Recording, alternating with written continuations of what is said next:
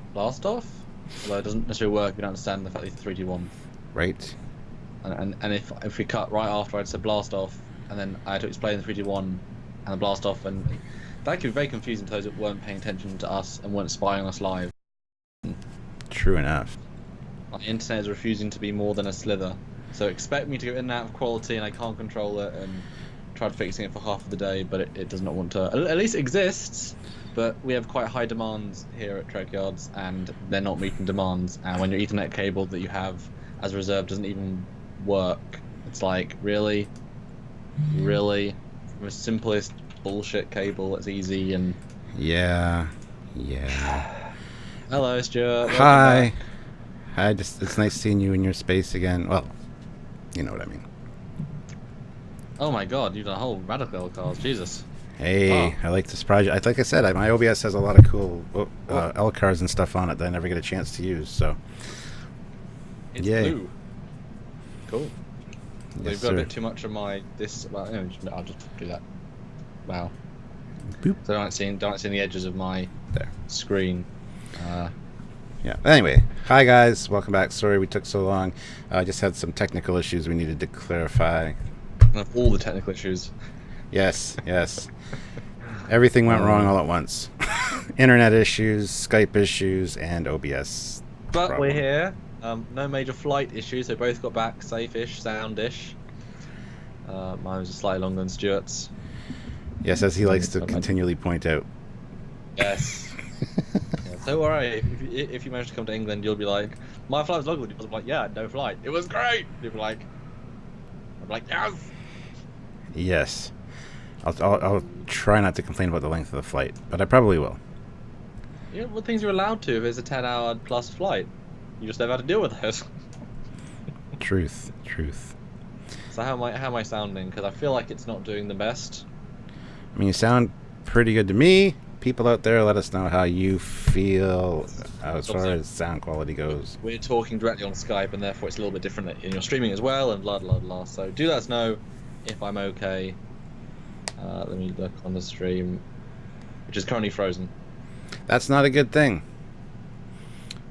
Says video. You want to lower your bitrate maybe? Uh, Or I tend to use my internet. How do I do that? God darn it. I've done that a couple of times. It's in settings, and then video output, and then you can lower it. Yes, doing that right now. Output. And it's at. I can't change it though. It's got a big thing through it. I mean, you can.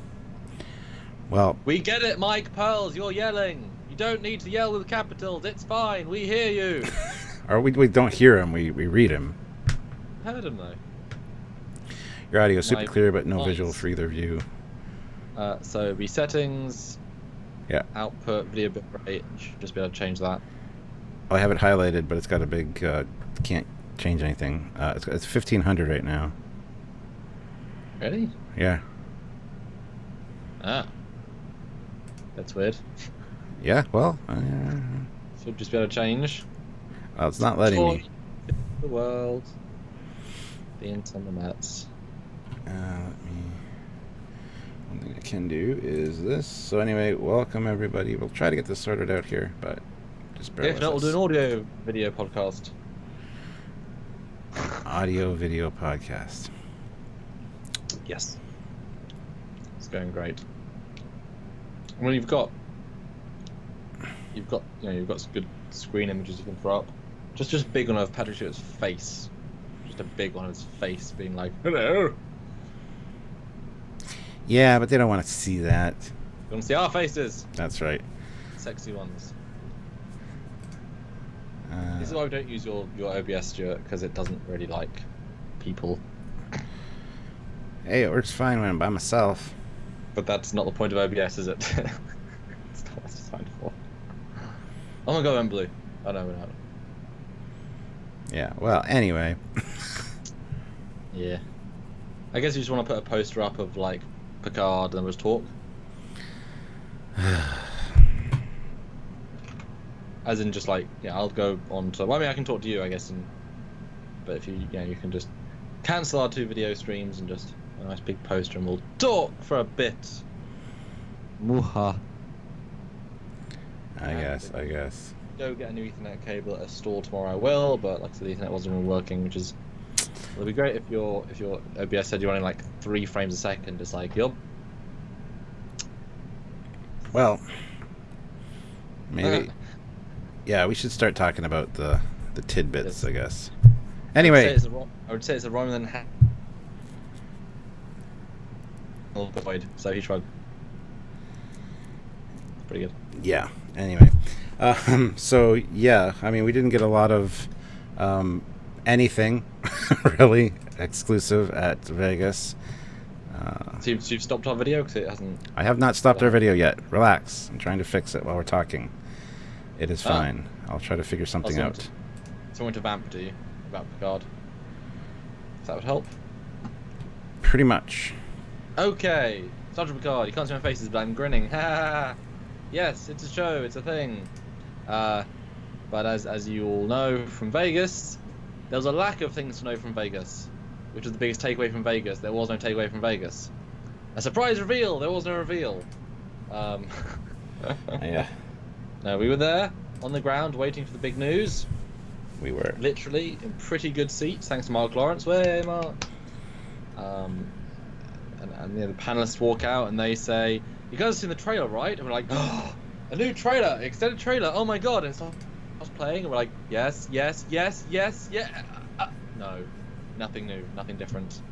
And they bring out the people, and we're like, third. So it's got Jonathan Frakes and Jerry Ryan and the guy who plays Hugh, whatever his name is, Jonathan something or other. And we say, "Oh, they're going to announce someone else." Oh, and they start talking. Oh, okay, they're not going to. And we're like, but LeVar Burton asked a question in an earlier session, like 10 minutes before. Yeah, he's going to jump powder, isn't he, Stuart? That was the thought. Yeah, I definitely thought that when he asked that question. Because he asked a question of the other panel right before, like literally 10 minutes before, and I thought, oh, he's there. He's going to definitely... That's one thing I called. I said, I bet you any money he's going to show up. I'm glad you didn't make the bet, because the bet was a fool's bet. Yes. Just getting the image up here. Hold on a second. Dun, dun, dun. Dun, dun, dun, dun. We're going to just, mess with you guys. So it was a big disappointment. Big disappointment. It was. I know you had no expectations, and therefore a gentle disappointment. You could say that, yes, exactly. But yeah. No, what are you doing? Don't add that. Sorry. Just keep talking. I'm working on things over here. Yes, but we obviously are eagle listening people, and their panel was interesting. It's amazing how much they could say, despite being under a we can't talk about the show. It's an in-production show. Only one trailer's been shown, and so their ability to talk about it was limited, but they still managed to talk about a few little things. And the Jonathan Hugh actor certainly gave a lot more away than he was meant to. More in the sense that if you listen to the tidbits, you can pull together contextual, thoughts from it that aren't necessarily things they've said. And also we might have to do like separate either videos or live sort of discussing exactly the tidbits, because you can go into more precise things with dates and stuff, as we tend to do. But yeah, I mean, I was surprised with the few nuggets they let slip, really. So I mean, we can't complain totally. I just wish they wouldn't have. I know that San Diego Comic-Con's a bigger, reaches more people, but really holds stuff back for Vegas, especially because considering it's right after the fact. And yeah, we need our stuff. So Joseph Petrick puts in €2. Hi gents, what did you buy in Las Vegas? Will you share? I didn't buy much. Way more than me, Stuart. That's true. But you got more. You probably spent more money. Well, yeah. The shooting. Exactly. And the hookers too. I'm just kidding. Look. Trek brothels are not cheap. Okay. when they have very specific Andorian and Tellarite needs, and they got to do the makeup. You know, it's a 3 or 4 hour waiting time. You know. Yeah, I know. But anyway, so yeah, I shared it. I shared at the end of my captain's log what I got.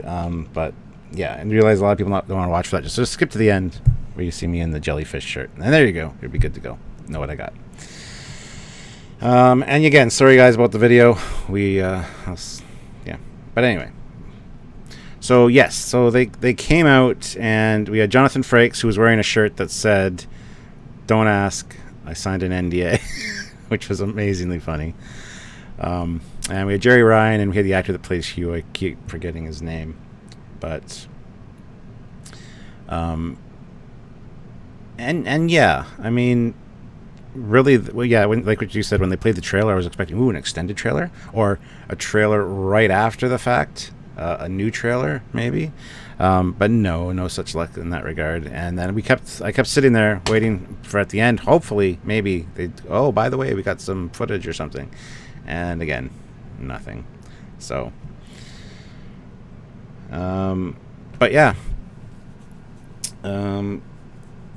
there's little things to be gleaned, I guess, from what we heard. Mike Parlays was in $5. Captain, thanks again with your help on the poster before. Not a problem, Mike. We'll get that sorted for you as soon as we can. Yeah, Stuart, talk about super chats and why super chats are important, and if super chats are a thing, and what they are, and who they are, and when they are, and if they are, and because they are, and... Well, I always do, so why don't you do it this time? Oh. I mean... Super chats are the thing that make us go. And if you want to be one with the pack-led Trekyards force, then you must help us go with super chats. Yes. That's an appropriate... No. You do it better, so I gotta... I know, and you always ask me to do it, and I just... Yeah.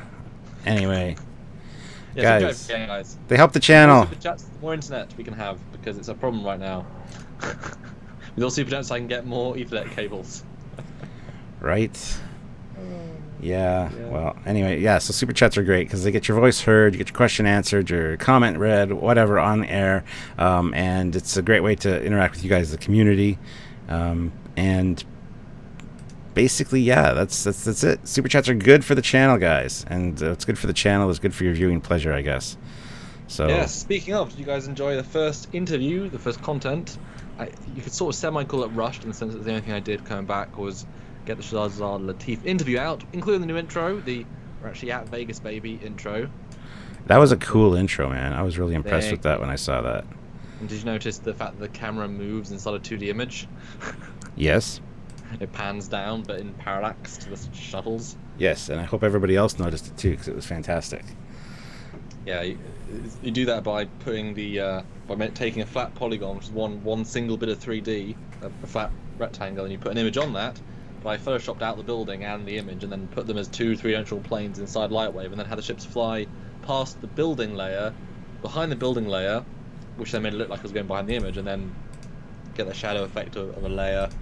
And I had to mimic the light, and then mimic the bounce reflection from the yellow ground, and it was a whole thing. It was good though. Well, we're back on video because the signal's like perked right up to full again. So there you go, guys.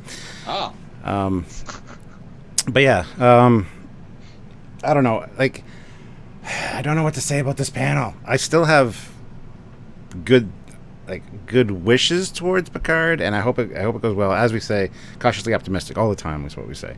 And this didn't squash anything for me. It didn't make anything seem like it was going to be worse than it actually is that I was expecting. So that's good. Didn't dash any of my hopes. Well, I think they knew, possibly this might have been the thought process, that they got so much good press that if they release anything, it might F up their good press. So maybe they just thought, you know what, we won. Yeah. We're not going to release a trailer that shows off bad things. We're not going to release story details that people might be pissed off on. We'll ride this trailer. Because think about how long the first Discovery trailer, the San Diego Comic-Con one, how bad that press rode them for. Like, for months until the other trailer came out, which in itself wasn't a very good trailer. So this is maybe just like, no more please, until we get like the 1 week out from trailer. Well, at least I guess the announcing what date trailer, because we still don't know what date it is because they had to push it back. Remember, they guaranteed end of 2019. Nope. Lies. No. All Trek is 2020. Well, do you think we're going to see Picard before Lower Decks? I think they're going to force it either way. But yeah, they're so much further more in production. Yeah, I would assume so. I would assume so. It'd be weird if even if they have to do like Picard half season, to try and finish them in time, they would. You can't do it with animated as much. Yeah. Yeah. Area 51 puts in $5. Thank you very much. Recalibrate the isolinear processor core through the main plasma junction relay. Osmotic sub-processor doohickey. That'll do it. Yeah, well, I don't have access to all that stuff. It's all behind this. I gotta move all this shit, I guess. So, sorry. Jeff Jacobs puts in $2. 50 likes. Yay, again at 100. Hashtag Star Trek Las Vegas like spike. 140 of you watching, guys. Everybody hit like. Everybody make sure that you subscribe to the channel. And, yeah. Yes. We'll get things sorted. Giovanni Liviana.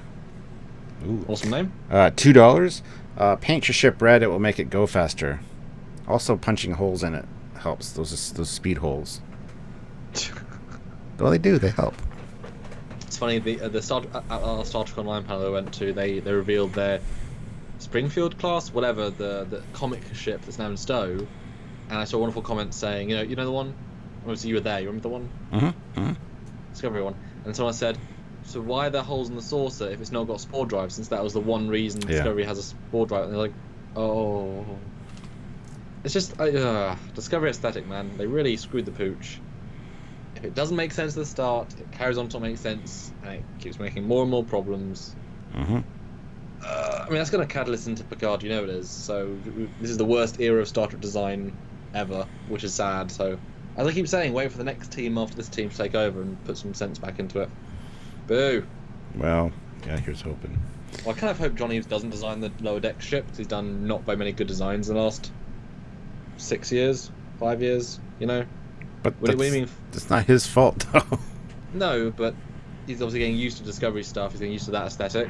As it's the only thing he's done for years. So I'd rather go to someone else who has much more of a fresh perspective that isn't being clouded by all the current stuff.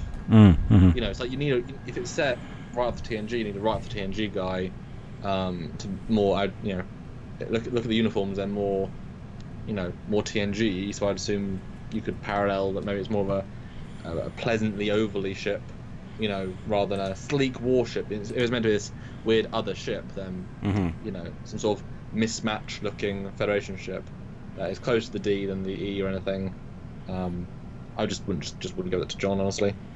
I'm not sure they will. Not with the animated, anyway. Jarzia puts in $5 Canadian. Jarzia! I see you gave in and downloaded the LCARS 10 beta. I'm sticking with LCARS 7 until they work out all the. Oh, this is just a screen thing that I got. But just making a funny, Stuart. Yes. Our audience thinks they're funny, yet they are. Funny than us. Justin Hampton puts in $1 with no comment, but thank you very much, Justin. Much appreciated. So I'd super chat that for $1. Right. Yeah. So what was your most favourite little teeny tidbit of secret surprise reveal from the panel? As there were generally about 5 or 6, like, ooh. Well, it was one of the things that Jonathan Frakes said, that they left him and Picard alone, basically with a drone, while everybody else moved off to do some other stuff, but they were filming a scene together, and I assume with the drone, that's probably going to be in the vineyard, would be my guess. They said by a bush, or a forest. They're in a forest. Yeah. So it's probably just off of the vineyard kind of thing. So I mean that I'm looking forward to that conversation. And he has said that they hadn't filmed much, though. He hasn't had. Somebody asked him about makeup and stepping back into the character, and he says, "Well, that hasn't really happened yet. It happens next week, which is this week." Yeah. So it was kind of weird that way, and I don't know if that's because maybe it was just a quick scene, or maybe it was retired Riker. I don't know. Maybe he hasn't got back into the uniform yet. You know how I hate the retired argument for any of them. Yeah. Again, look at McCoy, who's still active. I mean, this does go somewhat towards is Picard actually a little bit crazy? Is data a hallucination / hologram? Riker in a forest, because they're filming. That's would be episode 8. They said filmed up to 7, so that would be 8 if they're doing new stuff. Yeah. So that's right at the tail end of the series, which is a bit sad to have Riker experience right at the end. But hey ho. Well, it could be that they're filming scenes for some of the earlier episodes that just weren't filmed because they didn't have. Jonathan Frakes was busy or something. You know, they could still be playing catch up with that, I think. Yeah, rewrites, pickups, like people really liked. Yeah, I mean that's possible for sure. Maybe it's a flashback. Like they realized shit, we need more flashbacks to kind of set other stuff going. As we said in some sort of recent content that, you know, the 09 film fails start J.J. Abrams in so many ways. One of which is that you have to read the comic book to actually understand the story. Without that, it has more plot holes than any other Trek film, pretty much. Mm-hmm. And they also said somewhat about Picard. There's a novel and a comic book series coming out, and it's like that's what the story is. And it's like, the story. I mean, to understand the journey of Picard, you got to read that. And it's like, oh, well, if you don't, you can't tell the story of the important. You know, if you can't tell it through the narrative, then you're failing the narrative. Well, unless it's not that important. But if it's not that important, it's the thing that made them leave Starfleet. So it is quite important. I think it will be important because I think it's the thing that this rescue mission that was already talked about in the previous trailer. They had mentioned that's what it was concerning, so that you can kind of get an idea for exactly why Picard is where he is right now, and probably the state of the Borg and the Romulans and that Borg cube would be my guess. So if you need to read the book or the novel or the graphic novel to have it make sense, then it's not going to be good, and that's a shame. I mean, Countdown wasn't necessary to read for the 2009 film, but it was a good companion piece. But it turned Nero from a two-dimensional who cares into actual character. True. You don't, but it's one of those things like you don't need Space Seed to like Wrath of Khan. You don't need Space Seed. You know. Yeah. That's how they put enough of the backstory in it for you to get it, and that's better writing. I know. Although we both said that they didn't need the first two episodes of Discovery, they should have started with episode 3. Yes. Having two, that's the other equivalent. Actually, having the early episodes be that prequel. Unfortunately, that was terrible. But that would have been better as flashbacks. We said that the entire time. Having the flashbacks, sprinkled would be a much stronger way of saying that narrative. Although flashbacks, tend to hurt pace because you've got to stop, have flashback, come back from a flashback. I'm assuming that they are going to talk about the incident enough, but that's just the tale of it being fully fleshed out. At least I'm hoping. Yeah. Well, I could turn around and ask you the same question. What was your little favorite nugget of information from this? Or should we lay out everything that we kind of gleaned from it first, and then do a what's your favorite for the people out there? Well, favorite's fine. Otherwise, we'll jump into his favorite and steal that thunder. And then also my headphones are really screwy right now. I can only hear with one ear, which is weird. It's brand new as well. No, my favorite bit of information was the. That's why I keep. It's very annoying. So I keep. In our last live, I kept referring to the Hugh actor saying, he can't. Neither him or Joe Ryan could play their respective characters anymore because how do you understand 20 years of change? There's nothing. Neither were them playing themselves. So there's nothing to pull from. And the Hugh actor who was first, that's on the tidbit, to perform in the show, said he pulled directly from his anti-gay experiences, as in people were anti-gay to him when he was younger. And in the world that Picard show takes place in, people are anti-Borg, anti-ex-Borg, anti-whatever, prejudice, racist in a sense, and assimilalist.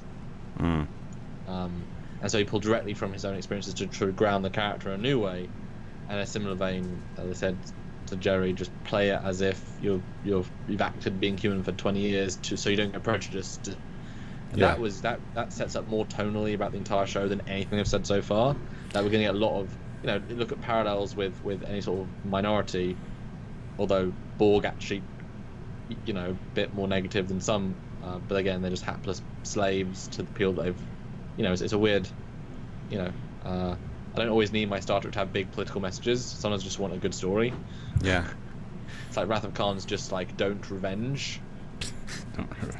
Yeah. You don't necessarily need big political stuff. And often it can set it in an era, and it can't escape the era. It's like the Berlin Wall thing no longer has any traction on young people. Why would it? It means nothing. Yeah. Nixon Goes to China means nothing. That reference does not hold up. Obviously, anyone older, what they know about it, it's something. But that film doesn't necessarily need that either. It's completely in context to the show. Mm-hmm. But the reason for it to exist doesn't hold up anymore. Weird. Well, and to double down on that, he not only his experiences being gay and growing up with that, he also said he was researching a specific event in history, which he obviously. Well, someone tried to stop him from saying that, didn't they? Yes. And he said he obviously couldn't say what it was, but yeah, there was quite a bit of keep it quiet. So, and an entertaining bit. Yeah, it's got to be a lot of pressure on them to like not say something, not slip up that way. But yeah, so yeah, that pointed to something. I don't know how recent, but I mean that's happened quite a few times over the course of our history. So it could be anything as far as people being ostracized and persecuted. So I guess two ones I would say would either be the Japanese internment camps as a direct parallel. They aren't exactly to blame. They're just happenstance in the way victims, or in Europe, the immigrant crisis. Mm-hmm. People flooding in. It's not their home world. They don't have particular rights to be around, but we're humans. You got to look after humans, and they cause all the problems in the short and long term. It's been 20 years. Imagine if an influx of Romulans and X-drones come along, and then a lot of them aren't very good people, and then cause other problems. It's like when I've got a society that's got all these little rotting bits of problems because of a situation that just can be good and stuff would be good. Although that's it's a weird thing to relate to because you can't. I'm not sure who's going to fly to a border and talk to immigrants, or refugees. Yeah. Well, okay. Yeah, so that's one of the pieces of information that was gleaned. Also, the little scene between Picard and Riker. What else was called out in this? Do we recall? I know that Jerry Ryan said yes. She's gone out of her way. She couldn't find Seven's voice in the script. Every time she read the lines, she couldn't connect with Seven, and it was explained to her that basically the reasoning behind it, and again, it's going back to being persecuted as a Borg and things like that. So she eventually found that voice because she hasn't, as I said early when I heard her in the trailer, I'm like, it sounds like she's got the stick removed from her butt because she actually sounds normal, and that would be part of blending in to not be, looked down on as being ex-Borg, even though she said the implants are quite obvious, obviously. But although thank God didn't get removed, that could be an easy cop out. Yeah. But if you remove the implants, all you've got is Jerry Ryan. It's like certain things make the character. It's like the bald head makes Picard one of his defining features. Yeah. While he could shave Riker's beard, if they did for the show, be like, really? You're losing one of his most important things in terms of defining that character visually. So at least, although we have talked about how the Jerry Ryan is completely different, even though it looks the same. If you actually compare them, you can tell they either didn't actually look at an original to base it off, or they couldn't legally or artistically want to make it the same, even though there's. I mean, sure, I've changed it, but also you could just not have changed it. Whatever. Yeah. But tonally, it was interesting because they've lived in this world, and we only seen one trailer, which doesn't go much beyond the surface. They actually lived this world, said the lines, and the fact that Hugh's in it so early, and he said he spent all his scenes. Well, that's not all. Hugh actor said he spent all his scenes with Picard. Oh no, all of his scenes with Picard, wasn't it? Mm-hmm. Basically everything in one-to-one scenes. Now, that's a really weird thing to say because there's no reason for that in the context of a basic narrative that segregates hugely. And we sort of assumed that he was going to be, he said he is still a leader of Borg. We assumed to be a leader of Borg out there, maybe come back, maybe be part of the liaison with the Freedom Borg. But maybe he is actually in prison. Maybe he's, leading the Borg in prison to be good. And Picard goes to see him in one-to-one, that classic scene in the prison where you have the telephone behind glass, talking to them, and that's that's the one-on-one, which is interesting. I guess you can do a lot of background character stuff with that, but it sort of limits that, and I think it lowers the scope a bit if it's just him talking to him in a prison. Not sure what else you could do. Maybe holographic communications across light years, but again, that's a bit weird. Yeah. It's interesting, but also, like I say, it's limiting. But it implies to me either he's, like I said, he's in prison and he goes to see him in the first few episodes. So he's heavily in the first couple as Picard keeps trying to find out what's going on, and then obviously bigger stuff's revealed always throughout the season. But we know who was before Joe Ryan, who came in episode 3. Yeah. Yes. So yeah, I mean, it doesn't really tell us much, but it's something. It's like kind of giving us structure as to how things are going to play out. But again, with flashbacks, flashbacks, possibilities, which is almost as good as getting possibilities. Yeah. It does. I mean, there are flashbacks and different ways that they can incorporate things and shuffle things around to really, mess with your expectations as far as that goes. But it's hard to say. I mean, they even said at one point, "Why isn't Brent here? Where's Brent? Get Brent. Somebody go send an away mission to get him." So I don't know. It wouldn't have been fun if he'd surprised us by coming out in like full costume. Yeah. There's so many times when something was meant to happen or felt like it was going to happen, just didn't. Yeah. I mean, that I think that even at the full Discovery panel, there was plenty of spare seats. It was never packed. In fact, that was the only panel where it's fully packed. Even Lower Decks one wasn't fully packed. Yeah. Yeah. Well, we got a few super chats, so we'll get to those. Different headphones, because these ones are being a big part of who. It's just a bad day for tech today. Kase Yogi, I guess, puts in €2. Greetings from Germany. Nice to see you again. Nice to see you as well. Hello. Fleetpaw Swiftback puts in $1.99. Love the new L-Cars, gents. Looks great. Thank you. Just a quick temporary one. Tom Zeros. Temp cars. Ah, that's funny. What, the motion picture cars? Motion picture L-Cars. Yeah, that's it. Well, that's temp cars. I'm temp cars. Okay, gotcha. One letter difference, Stuart. Tom Zeros 48, $5 Canadian. Do you think the anti-Borg topic reinforces the young Borg Queen theory?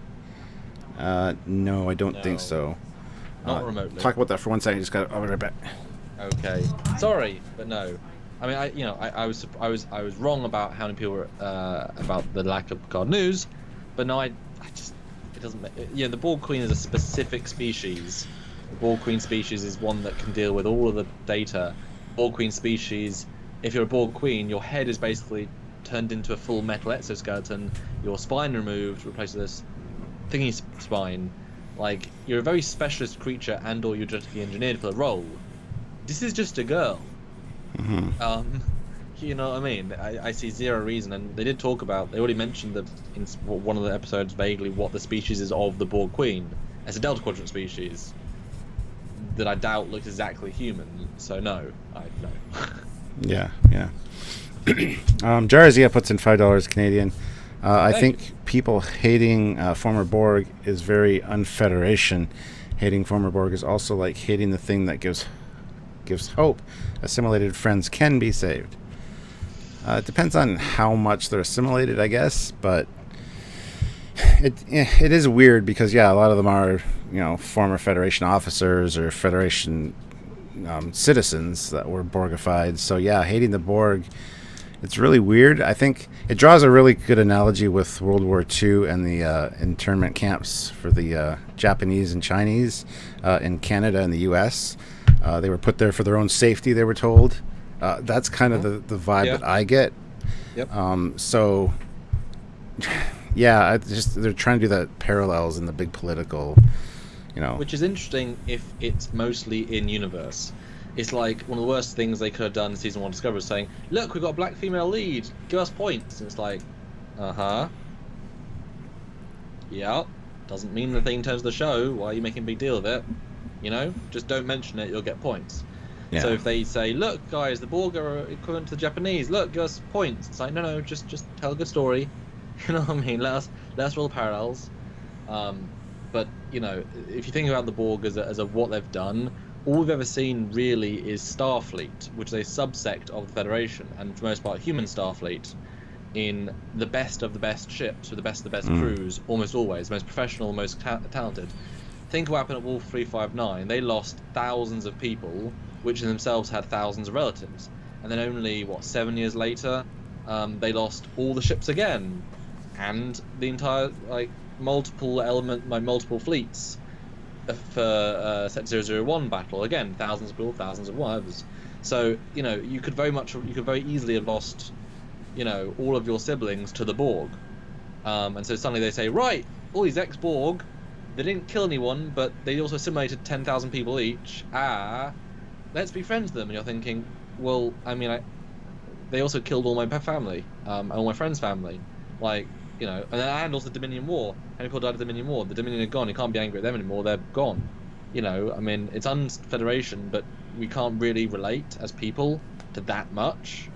How many people, after the Second World War hated the Nazis? Probably a couple. And if a million Nazis came to England, I don't think they'd be particularly well liked. I think most English are above beating them, but they wouldn't like them, even if they didn't necessarily kill anybody. It's but you were part of that. Obviously, Borg aren't complicit. That's where the line should be, very obviously. But stuff is a pretty shitty 15 years, really shitty. And when you've lost most of the fleet twice, and then third time the Dominion War. You know what I mean? It's pretty dark. That's a good way to put it. Yeah. Especially if they, I don't know, maybe ex-human Borg say, well, we want to live in our own set. We can only relate to ourselves. We've got PTSD or BTSD, Borg post-traumatic stress disorder, and we want to live, in a separate continent on Earth. We want our space from humans because you guys will never understand. Give us this space on Earth. And everyone's like, excuse me, we're not going to give 30,000 Borg access to parts of Australia. Are you kidding? What if they suddenly become re-assimilated? There's all these things that can come from that you can't really relate to and are interesting. Depends how tactical, the writing is. It's tricky, Yeah, it is tricky. What do you think of all that first? I threw a lot of stuff out there. I agree with everything you said. It is difficult with the way that they will have to approach it, but I do like the idea of the Borg BDSD. Yeah, that sounds awful. Again, one syllable off something else. We're not gonna make that joke. So yeah, I see where this could possibly be going, and I think it's very irrelevant to what's going on kind of in today's society with the Mexico thing and all that in the States, which is, as they tend to do with Star Trek, they, tend to hit on current events and, social commentary. So, well, immigration's a huge issue in so many countries. Yeah, it is. Legit one of the biggest issues in the world right now. Yeah. And they've also got Romulan and Borg, theoretically. That's pretty interesting, Yeah, and I wouldn't put it past them to do that either. So I think that will be the core of the story there. So, but it's smart of them then in the trailer to go for the fully look guys, we got that canon though. It's about Data, even though that's only going to be referenced in the first episode in a sense of that's why I love Starfleet, and then cut to actual storyline. As of second episode on, you're not going to keep referring back to I lost Commander Data. It really defined my life. It's yeah, but you lost everyone on the Stargazer. You lost. Yeah, but see, crew, Data was like a son to him, and he's always been. Yes.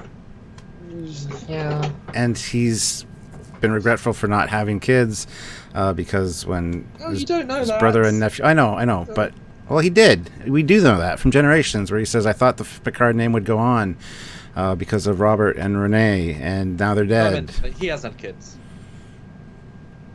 I know. So he's like, I thought the Picard name would go on. I at that point, at that age, he would probably be feeling like, damn, why didn't I have kids to carry on the Picard legacy? Because now there's nobody. It ends here. It ends with me. Yeah, there's new kids. It's been 20 years. He can have kids who are 18 and 20. That's why people think it could be his daughter, because ample age. True, yeah, but... And obviously, I'm sure future tech sperm can last until you're 150, and future tech eggs can last until 200. I'm sure it's not going to be an issue. I know, his whole repertoire early seasons, I hate kids, but I'd be so disappointed if we didn't have kids. So disappointed. as a character, as an evolution. I know it means they can just harp on, like, Ben Solo. It's like, look, he's a Solo. Wow, that connection. Thanks for that.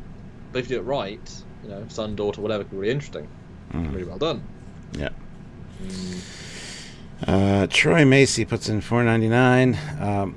1-to-1 with Picard, but could be green screen involved, maybe. Yes, it is true. Maybe like having holographic communications with him and his Borg ship, and Hugh doesn't want everyone to know he's dealing with Picard. I like that. Because Hugh did say he's in full Borg costume, as in the new Borg costume, and it's the new Borg look because they couldn't let it be revealed because they literally hid him on the set. So there is a new Borg look, and he's not as fully decked out, but he's got some. So it's going to be more than just what Seven has, but less than what they have fully. So if you're in prison, you wouldn't be allowed to keep all the Borg tech, I would assume.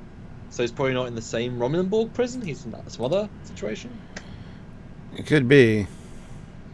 That's interesting. You said they hit him on screen on set because Jerry Ryan talked about having to wear a cloak around and not be seen, to keep the surprise there.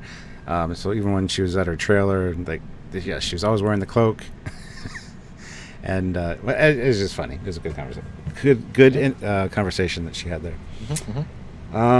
Justin Hampton puts in $2. Loved the Vegas coverage. Well, thank you. There's still a little bit more to come, so got a lot of stuff. You made a movie, Stuart. Yeah, right. And now I got to make the supplemental piece that makes it all make sense, because I made a bad movie. No, it's a good movie. It was fun to see a few bits of extra footage. I lived most of it. Yeah. Although I'm surprised you didn't cut to my clips when, I'm surprised I didn't either. I completely forgot to check your clips before I made mine, and then I watched your clips and went, God damn, they should have just blended right in there. I just mean there's a couple of times where I literally talk about my footage in your footage, and you should cut to my angle. I know, and I was going to do it. I marked it on my timeline for my editor, and then I had a lot of issues with the last couple clips, and I had to do a bunch of reconverting, and at that point I was just so frustrated. I said, it's done. And it took forever to render because it was so long, and then I just gave up. So, yeah, yes. I enjoyed. I watched the whole thing yesterday, so I enjoyed it. Good. But thank you, Justin. The Mr. Pete channel needs 700 subs. Puts in $2. Does season 1 have a year officially? 2398, 2399. I think it's 2399, isn't it? Yep, 100% confirmed. Yeah. So it means we'll see the 2400s in season 2, which is fun. Hopefully we'll see the 2400 celebrations. What would a Federation epic century fireworks look like? Yeah. And Aaron Silva puts in $5 Canadian. What if transwarp quantum slipstream drive is perfected and we see the Delta Quadrant? You guys are great. Live long and prosper. Well, thank you very much, Aaron. I mean, that's a possibility. It's 20 years of tech. So it could definitely be a thing that we will see. But yeah, I mean, who knows what we're going to see. I mean, that's the problem with doing these shows. You have to repeat yourself on your thought. Sure. I've said numerous times I think it would be a mistake to give Starfleet Federation just slipstream transwarp tech, because the fact if you can just go to the Delta Quadrant or in days or just weeks, it really makes the universe so much smaller. It's like, I'll go. Well, now we'll go attack the Dominion. How long will it take to get to the Gamma Quadrant or the wormhole? 47 days. It's like, really? Wow. Okay. And then you've got to create a new effect, and then you lose the whole warp thing. You don't need warp nacelles then, because quantum slipstream doesn't need warp. Quantum slipstream does not need warp nacelles, although you had warp as a secondary thing. It just it's like with Into Darkness, Star Trek 2013. They went to Kronos in like a day, even though it takes like 2 weeks. So therefore, just like the War of the Klingons, it's like, you can just jump to each other's homeworlds in the same day for dinner. Kind of, hurts the universe, in my opinion. I'm guessing that everything in Voyager will be classified and or not allowed to be used. I mean, it's a cop out, but the Guardian Forever, why was that not used? All these things. The transphasic cloak, never saw that again. So many things that just don't make into circulation because they sort of hurt the universe. In my opinion, I do like the idea of going to Delta. I like to do some Delta Quadrant link, That's what Stowe did, bringing like the Hirogen and stuff, which is great. Yeah. But they're not smart enough as a team, I don't think, to bring back old continuity like that. If they were, it'd be great. I'd love to see them. But then also they did, refit and redo the Hirogen. It's like, no, you don't need that. Please don't. Well, the interesting thing is what is going on with the Borg? Are they effectively not a collective anymore all over the quadrants? Like, are you going to have to round up all the Borg ships and take care of them all individually? Or is there still a Borg collective of some sort? It's really interesting to see where they're going to take this. Yeah, my assumption is Borg are destroyed as a society, a lot of it, but still the technology certainly remains. Like, it wouldn't all necessarily have to self-destruct. So that's the tricky bit.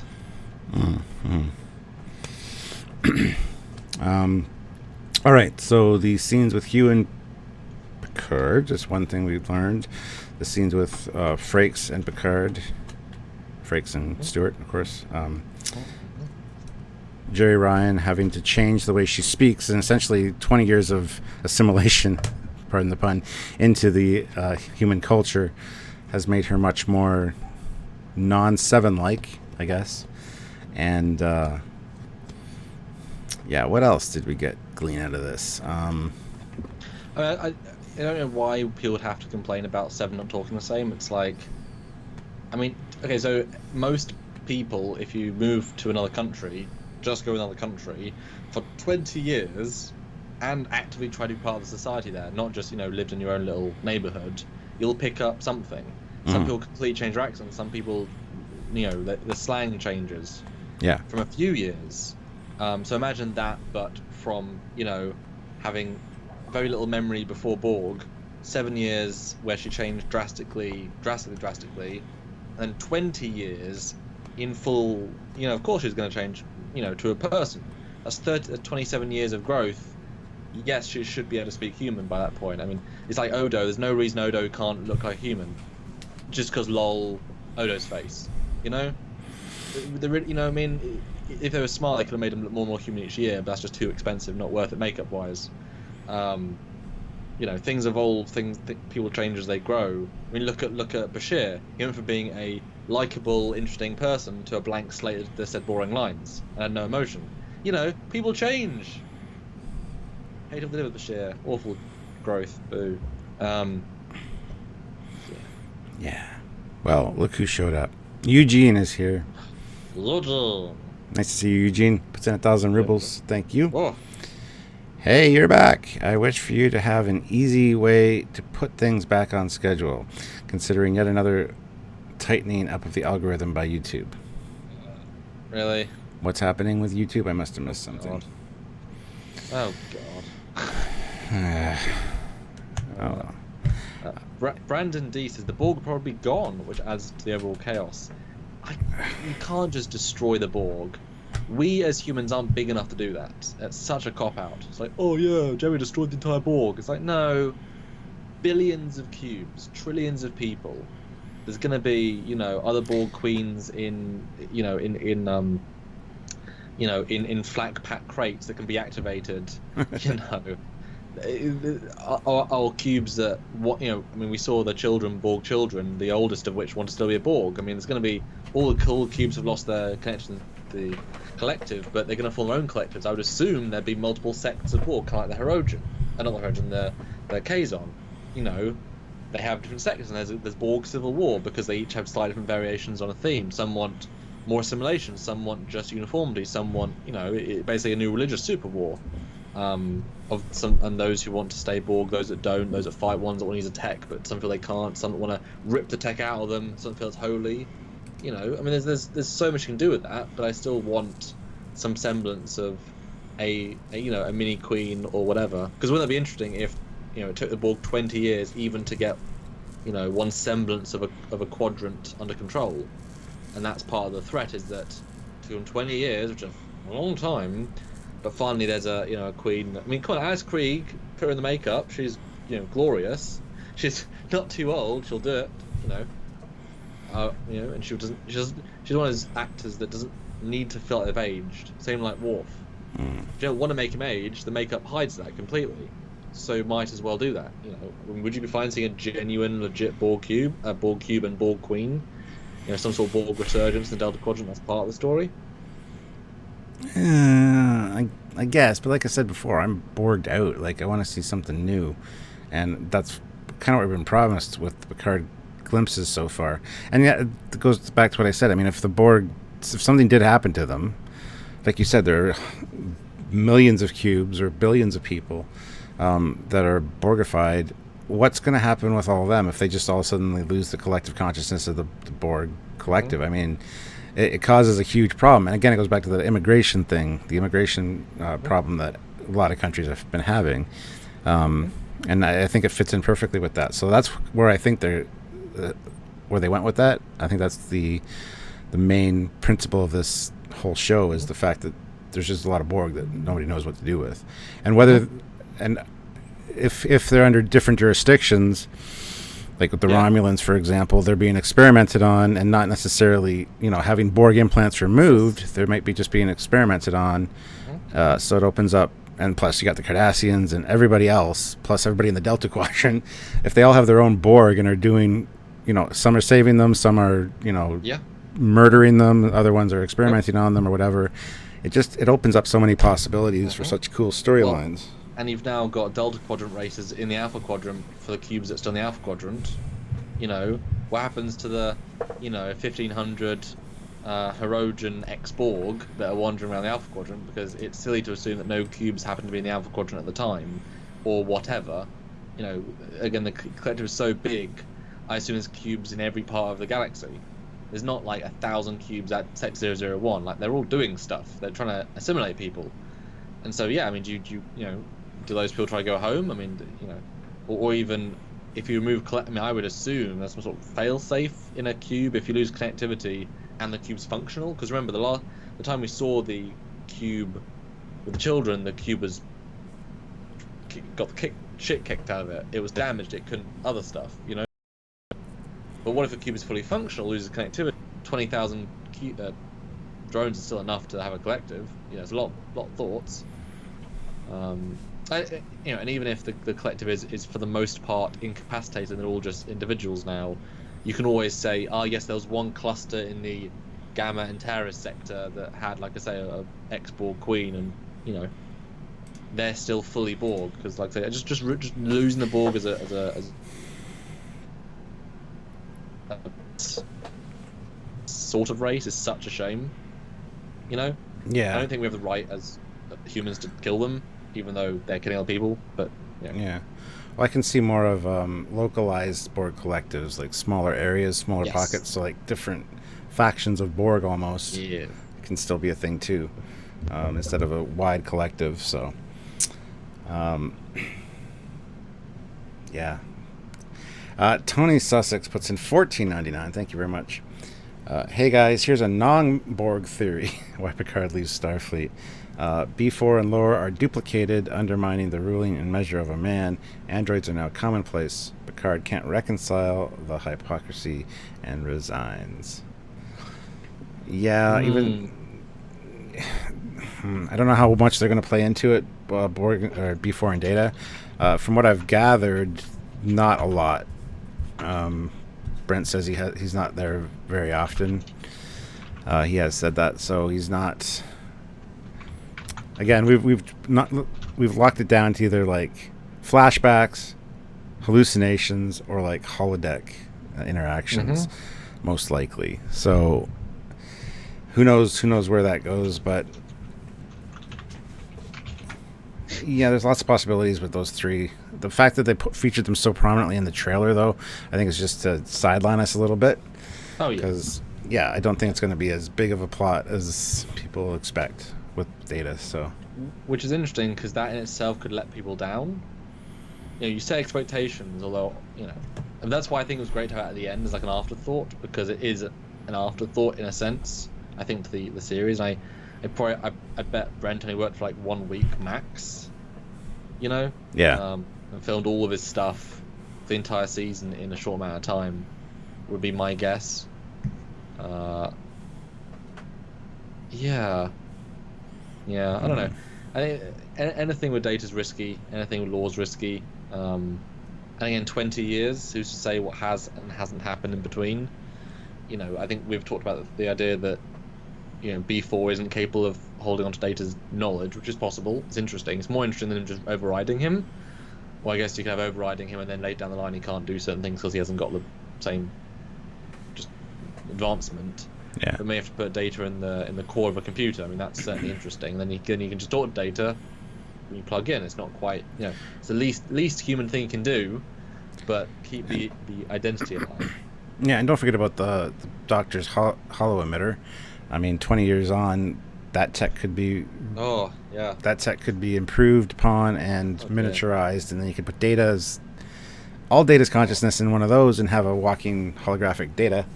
See, now that's another rabbit hole, because the 29th century holographic technology, if they actually just the fact they never made a second one tells us they're quite difficult, because you would assume the Doctor might have like a whole tray of them. Yeah. They never could make a second one. So, if 24th century people can understand 29th century technology, or as people often say when I say something about something, that, well, maybe you wouldn't even necessarily have the technology to fabricate the things needed to make that technology. Again, 500 years, if the materials don't exist yet, you can't necessarily recreate them just because we have them in the first place. Here's the finished material, now tell us how to make it. No, we can't. No. So I would rather them say that we can't make mobile emitters, we just can't, but to know it's possible. That's the important thing. So we can make like smaller hollow emitters, and we can put them on every ship. Like that would be, because it's a long way. If you just have mobile emitters, then why don't you, if you mass produce them, have just a hollow army? Have a hollow crew. Once you unlock that as a potential, you know what I mean? Yeah, we've talked about the holographic crew a few times on Trekyards, and the problems that could pose. But yeah.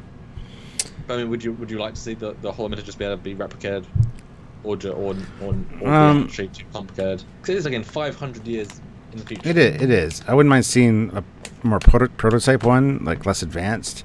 I mean, you might not be able to make all the alloys that are in it because you don't have access to all the raw materials, because some are from different quadrants or whatever. I don't know. Yeah. But you got to think now, it's not just the Voyager crew that has access to that. It's all of Starfleet intelligence and all the scientists. I'm sure they could reverse engineering whip something up in 20 years. It's definitely a possibility. But obviously, if you threw someone in the 1900s a phone, they're not going to be able to make it.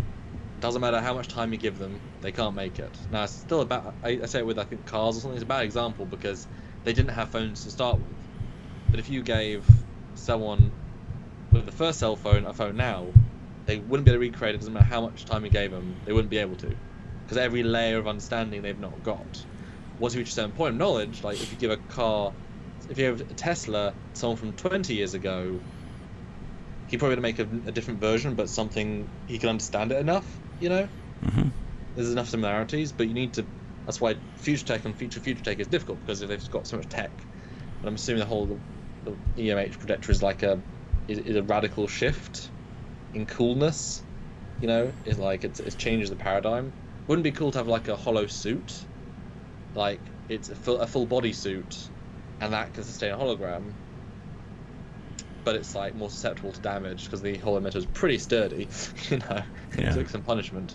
It took fully being assimilated and back.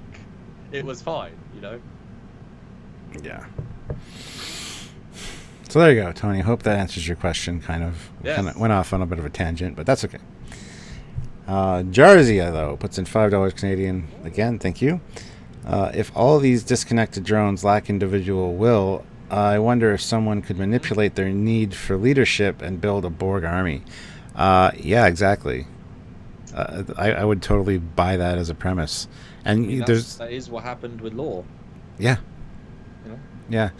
And that's a very dangerous, scary thing. Consider if the fact they are disconnected from the collective and they're just lost, there's a lot of potential there for, as you said, armies of mindless drones that'll just do whatever you tell them. So now we're not sure that's the case, obviously, but just the fact that the Romulans have access to this Borg cube, because this is the only one in Federation, or in, is it even in Federation space? I don't even know. We got to find out what's happened with the Hobus star. There's a lot we need to piece together to know what exactly is going on. It's a lot of information to glean from like a 2-minute trailer and a couple of references on stage. So we're really kind of shooting in the dark here, grasping at straws. We're doing the best we can, and we're probably going to look. We'll see how accurate we are once it comes out, obviously. But man, I don't. I was going to say I don't envy our job, but I don't, because it's fun to talk about and we come up with some really great story ideas. But the problem is they're usually better than what we actually get. And so you almost go into it expecting, oh yeah, I got to be at least half right with my idea, and they go a totally different direction, and it's just disappointing. It's like you go in with high expectations. Well, that's the joke about both season 1 and season 2. We came up with better ideas as they were going every week than what came up. Having Burnham's mum from the future explain the time suit because that bit of canon, blah blah blah. And it's like, oh no, they just made it. It's like, oh. And the time crystal's unique. Oh no, there's a whole planet of them. Oh, Yeah. Kept having better ideas, and they kept letting us down. But we know how screwy both those seasons of production were. I get the sense Lower Decks is a very strong start with a very contained crew that actually is their vision, and Picard, even though if you recall, Jerry Ryan said they pitched me an idea which almost totally changed by the time the new showrunner came in, Michael Chabon. That's not ridiculous if it was a year and a half ago, which was what she said. A year and a half she was approached, they go, pitched an idea, completely changed. As long as the idea is solid, like 6 months before, that's not unreasonable, given that, Wrath of Khan was written in like 3 weeks. You know what I mean? Genius can be done.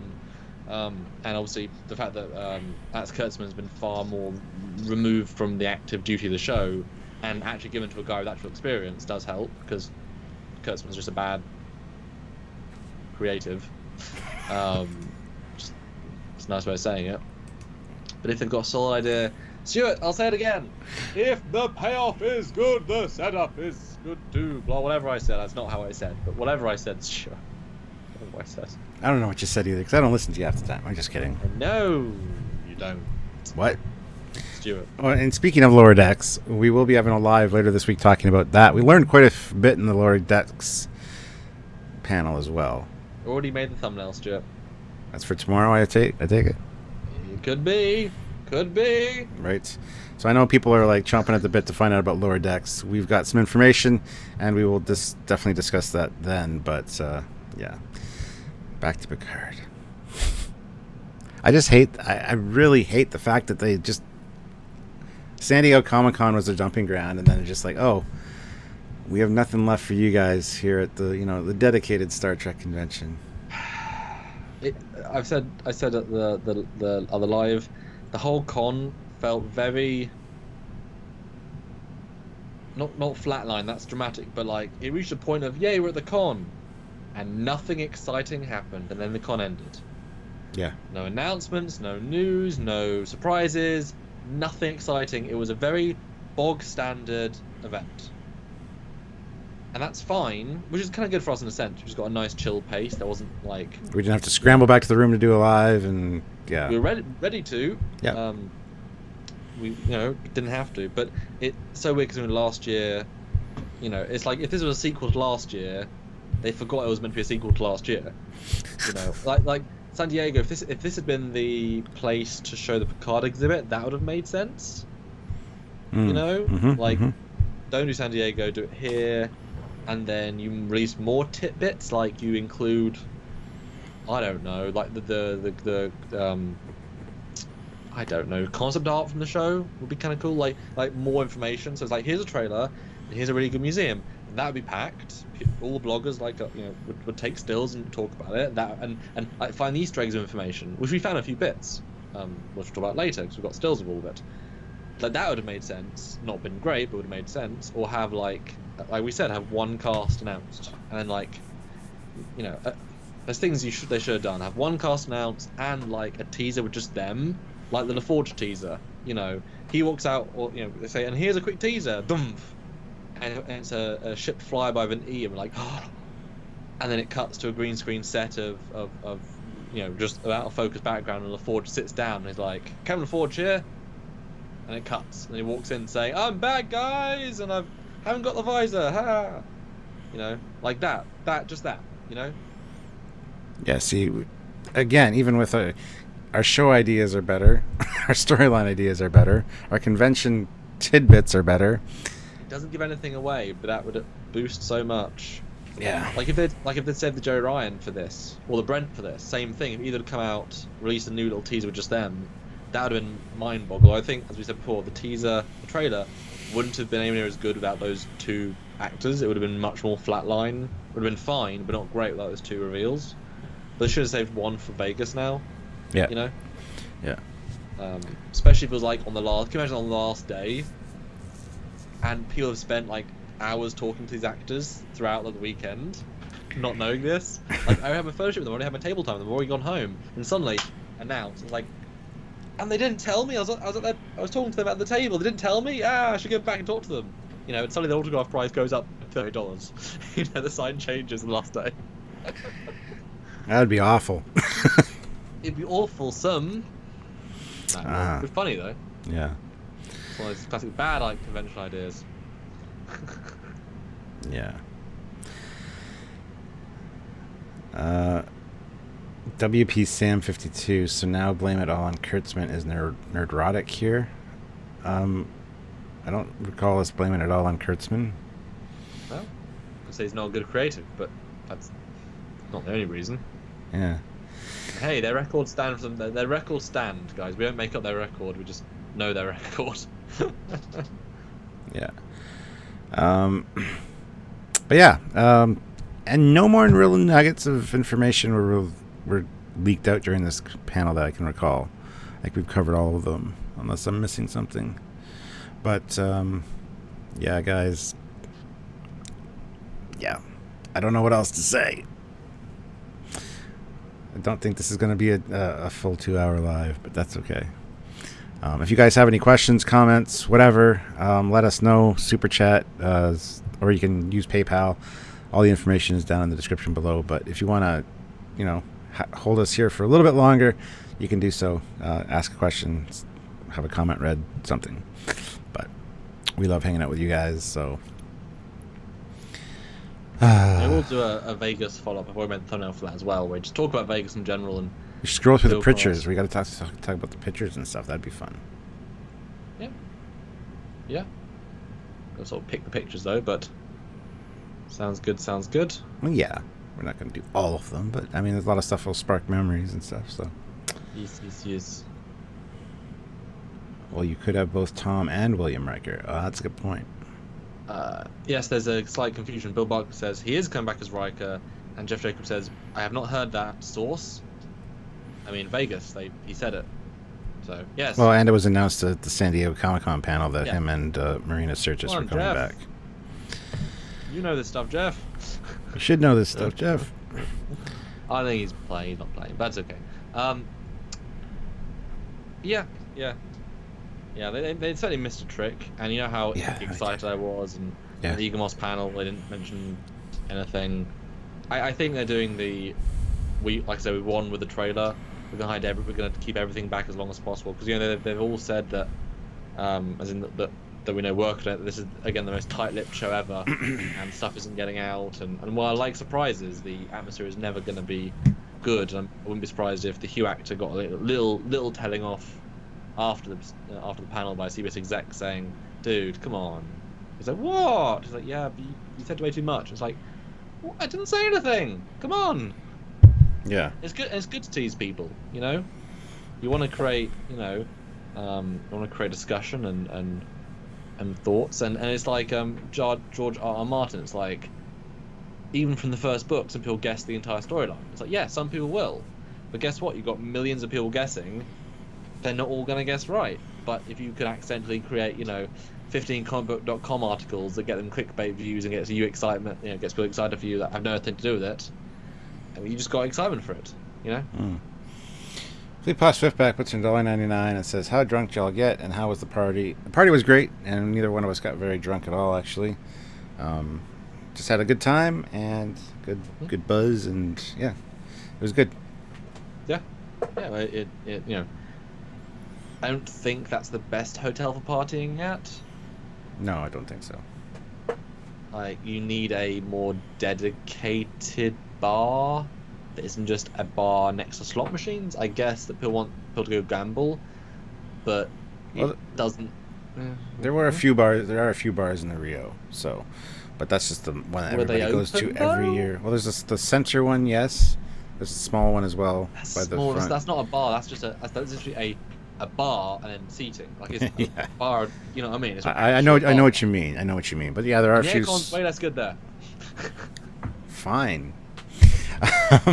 But there are a few small ones in the Rio. But yeah, I like the Masquerade one, to be honest, because it was near our elevator, which was nice. That was ideal for us. Yeah. It just should have been designed a little bit better. Yeah. Like, it's great if you just want to sit down with a friend. The atmosphere is fun. The drinks are overpriced, but not as much as upstairs. Yeah. And Fleetpaw Swiftback again puts $1.99 and says, how did Sam like the TOS uni? Oh, look, uniform. Uniform. Yes. Yeah. It did look good. You know I had that. I knew you had it. Yes. But yeah, it looks good. My dad posted pictures. Yeah, that was my second outing with it. First one was at the was at the Kalmar Stargate event. But I was like, fuck yeah, I'll be in costume. But actually, I kept telling you it had no pockets, but it did actually have pockets. That's how many times I've worn it. It does actually have pockets. It's not the warmest outfit, but it's good. It's good.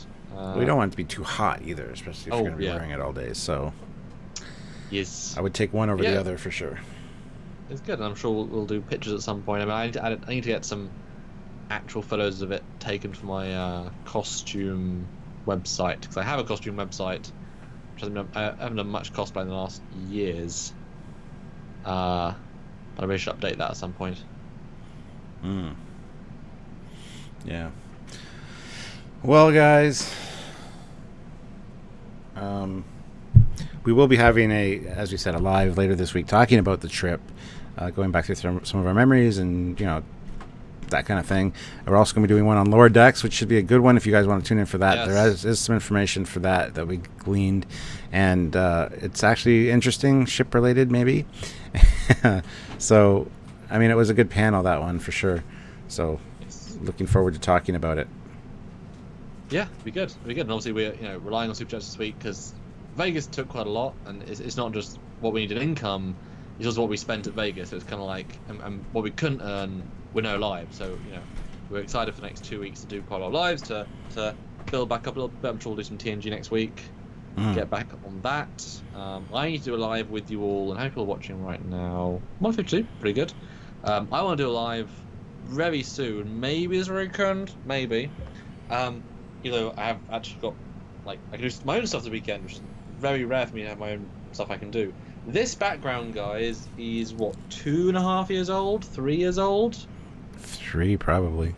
3, probably. And I haven't changed it, and it's embarrassing now. While it looks great as a collage, and the amount of times I've heard, "Oh, where'd you get that poster?" And I just lower my head, a little tear. It's like, I made it! God damn it! But only 4 of these pictures are real 3D models. Just a fan, which shows how good the fan models are, although at a distance, but now I know all the problems. But I really want to re-render this with all the real models, which would look better. I can light them better. If I'm clever, I can pick one lighting direction and actually keep it all consistent. And I can have smaller ships in some places, so I can put more ships in because I've got more ships to do. Well, I got a suggestion. If you're really clever, you should have Trekyards written across the top, but the lighting source, imagine, beyond or above the Trekyards. Yeah. So all the ships in the middle have the lighting from above, and then it fans out. Yeah. So all different angles as it goes out. So it looks like there's one light. It's just lighting all of them. That would be hard for you to do. So, is challenge accepted? Well, problem is I don't want to make it as one big poster, because then I know. I still want don't want to do it as a collage. So I wouldn't be. I can't plan where everything goes. So that's not really practical without really planning it out. Plan it out and do it. I think it would look good. That's why I'm giving you the challenge. I'll do something similar. What I want to do though, but I think putting Trekyards like one of the corners would be really good. What I do want to do, guys, is I want to rip everything down. I've taken a picture so it's saved, and I want to do a super chat live with you guys, just me, just chatting, where you super chat to pick the ship. So just like you sponsor to get, you sponsor a bench in a park, and now you know you're that bench. You get to know that you sponsored for one of the ships on the wall, which means I'm going to put certain like levels, and you can put a Fleet Yards ship and be a dick. I want a Stargate mothership. Fine, because it helps the channel.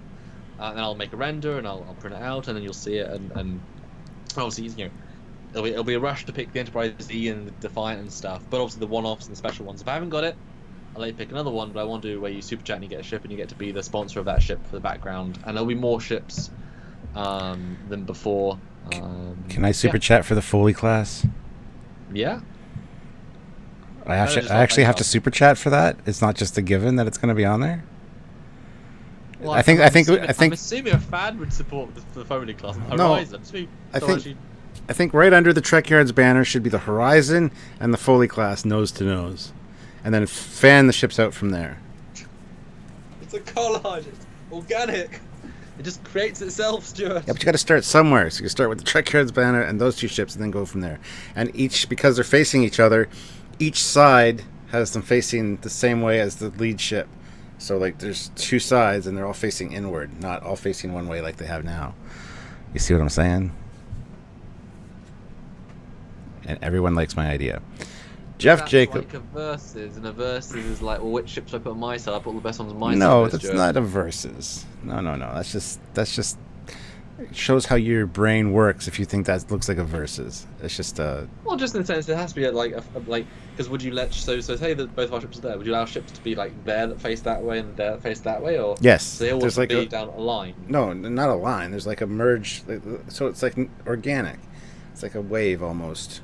So some can be like bleeding off into the other ones a little bit. I think it's kind of cool. Anyway, think about it. Hey guys, you tell us what you think, because that's interesting. We got 2 super chats. Jeff Jacobs puts in $5. Thank you. Sorry, didn't know Riker was announced. As I told Bill, I spent all my time in the stream, so I missed a lot. LOL. I will try to do better. LOL. Well, you should listen to the streams because we mentioned it a few times in the streams, Jeff. So, double fail. Thanks, though. I'm just kidding. Man. Love you. Eugene puts in 500 rubles. Thank you very much, Eugene. New YouTube algorithm is basically push, like, subscribe, the bell as mad. Well, that's always been the way, though. So it's not about views, then it's about everything else. Boo. Wow. Everybody hit like, hit subscribe, and hit the notification icon then. Do it. 145 of you here. Hopefully you're all subscribed, but if not, make sure that subscribe button is not red. If it's red, you haven't hit it. Yes. I like Jars is always saying, I'll super chat like crazy for the Normandy SR2. See, that's why I'll do them slightly smaller so that we can put more on. And it doesn't mean I can do all the ships, but I certainly want to work with what you've got. But I love the idea of being able to support like $5 to get a ship, and it's a great way of earning money for the channel. A good day spent, and you get to know that, hey, I was that guy, and just make it look much sexier. Yeah. Fleet Paw Swiftback puts in $1.99. Support the Foley Clash. # Foley Class for the win. Thank you very much, Fleet Paw. I appreciate that. And then Bill Barkley says, by the way, where's the... Oh, shit. Where's the oh shit? I mean, let's not talk about that.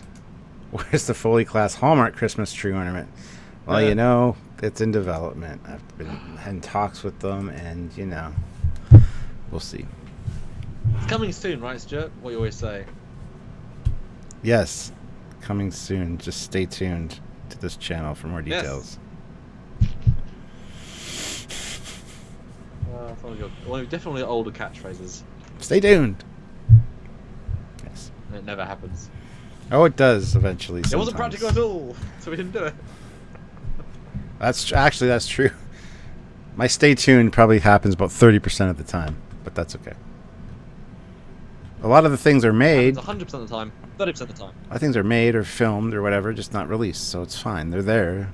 They will eventually maybe see the light of day, hopefully. If I can kick Samuel in the balls hard enough to get it done. Reasons for everything. I know there are. I'm gonna cry in a corner now. And nobody can see me cry, so it's fine.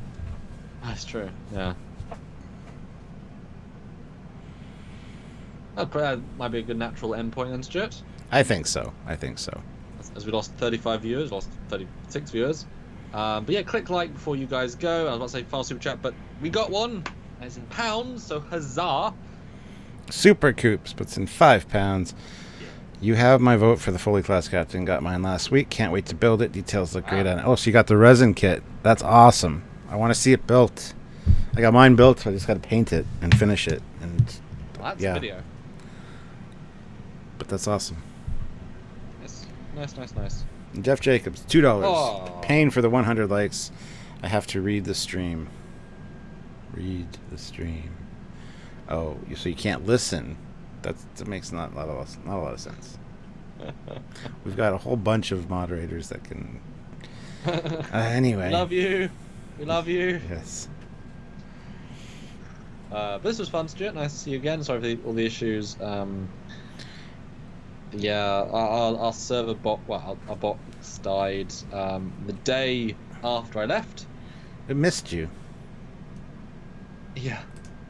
Thanks.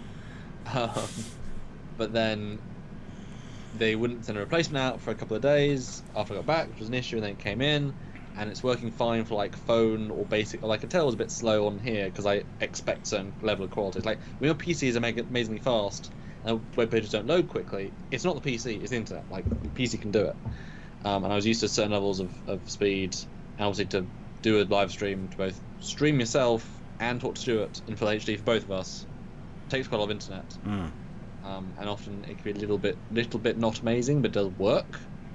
And I've got only 2 bars of strength on a 5-bar Wi-Fi, and it's not fast. And I just I mean, you look fine, Stuart, but clearly it's not working great for any of us. Yeah, you've been crystal clear the whole time on my end, so.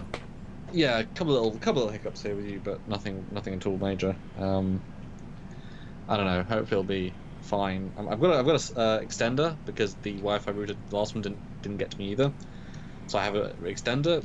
Which normally, it was amazing the first time I used it. It's went from 1.5 bars to 5 bars. I was like, yes, I have the internet.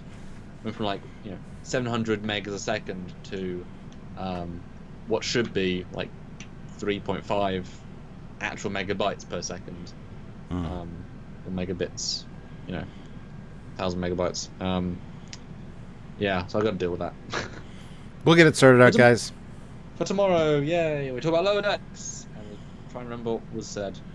I wrote a lot of it down on my notepad. Well, not a lot of it, just the ship stuff. And so yeah. But it's definitely well thought out, and it's going to be interesting. I'm actually excited, and I was not looking forward to lower decks for a while there. So there you go. Which is why I've said to you a billion times: the right showrunner makes all the difference. Yeah. It was clear Brian Field's idea to reboot Trek in a completely brand new direction from modern era without using canon whatsoever, visual canon, and that then seeped through, and you can't get away with that without saving face. This showrunner might be better,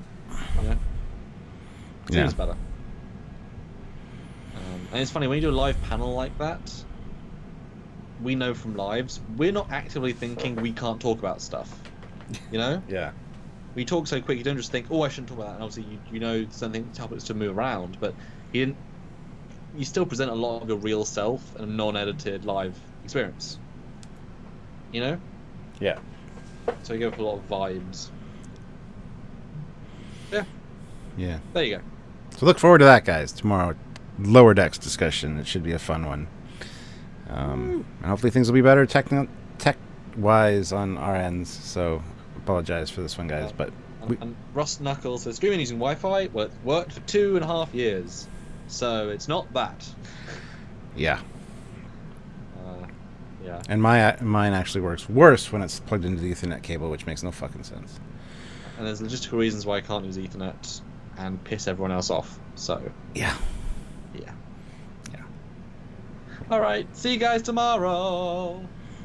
That's right. So until then, guys, I'm Captain Foley. I'm Connor Kindness. Bye. Bye, guys. Bye. Oh, I gotta hit end stream this time. Yeah, I Ha. just hung up on you because there's a button I have to click. All right. Well, here we go. Bye, guys.